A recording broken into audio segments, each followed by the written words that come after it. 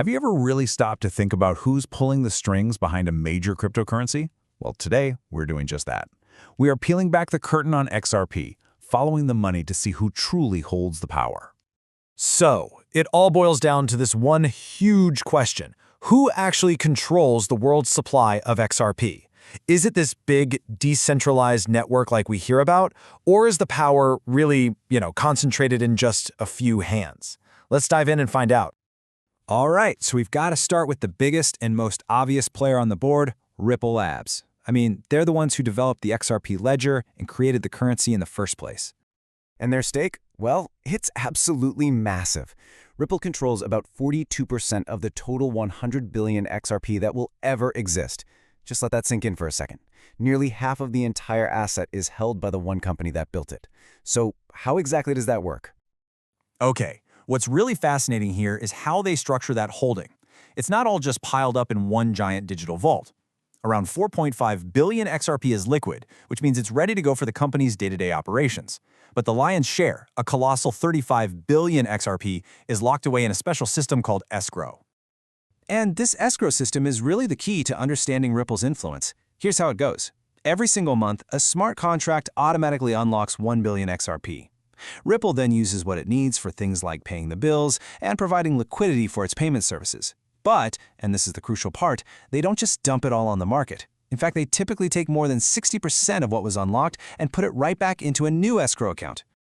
So you can see how this whole setup is a bit of a double-edged sword, right? On one side, it gives Ripple predictable funding and helps keep the supply stable. But on the other hand, it gives one single company a crazy amount of influence over the market. And for a lot of people in crypto, that flies right in the face of the whole idea of decentralization.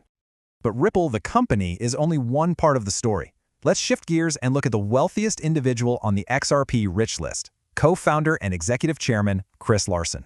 Larsen's personal stash of XRP is estimated to be worth a jaw-dropping $7 billion. That fortune alone makes him one of the richest people in the entire crypto world. So, where does a guy keep that kind of digital cash?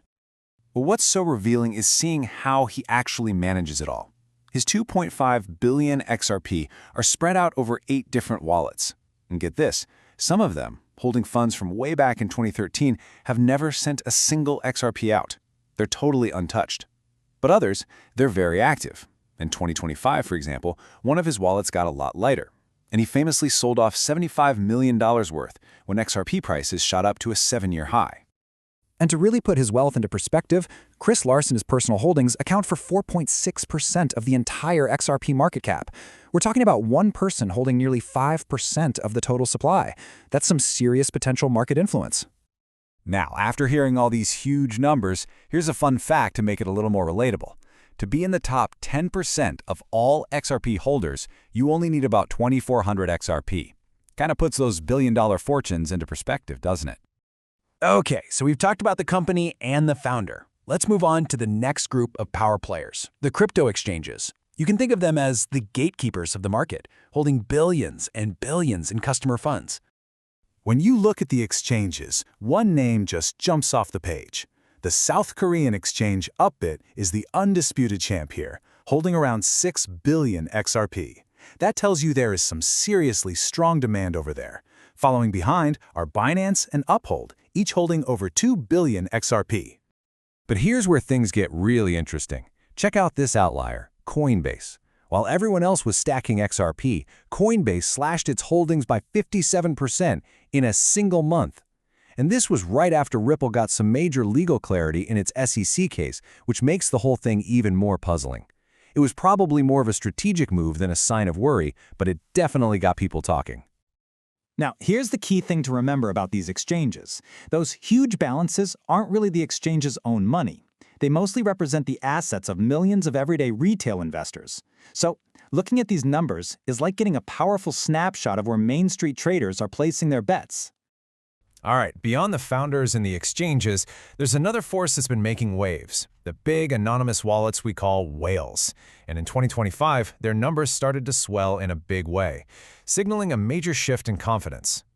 By June of 2025, the number of wallets holding over 1 million XRP each, the classic whale accounts, hit a record-breaking 2,708. Now, This wasn't just a tiny little bump. This was the highest it has ever been in XRP's entire 12-year history. That's a huge signal that big money investors are getting serious. And this whale activity wasn't happening in a vacuum. It lined up perfectly with a massive spike in what was happening on the network. Daily active addresses shot up to nearly 300,000. That's 7 times the recent average. This explosion of interest from both big players and small was almost certainly fueled by that newfound legal clarity XRP got after its long, drawn-out fight with the SEC. Okay, let's pull all these threads together. We've looked at Ripple, its founder, the big exchanges, and the rise of the whales. So what does this rich list ultimately tell us about who holds the power? After all that digging, here's the bottom line. It's pretty stark. The top 100 XRP addresses control a staggering 68% of the total circulating supply. Let that sink in. Just 100 wallets hold over 2/3 of all XRP. That makes it one of the most concentrated major cryptos out there. And that brings us right back to our big central question. When you have the founding company, its founders, and a tiny group of whales holding such a massive chunk of the supply, what does the word decentralization really mean for the future of XRP? That's the tough question the entire community is going to have to grapple with as this all continues to evolve.